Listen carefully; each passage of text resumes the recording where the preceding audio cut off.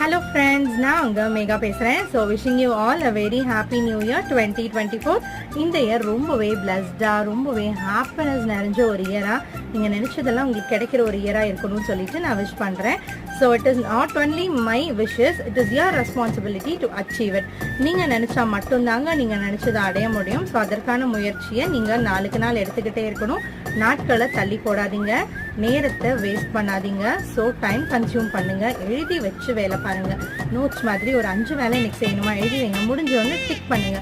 So simple. நம்ம ஆஃபீஸில் வேலை பார்க்கும்போது இதை பண்ணுவோம், பட் வீட்டில் இருக்க வேலை வந்து சாதாரணம்னு நினச்சிட்டு அந்த மாதிரி பண்ண மாட்டோம்.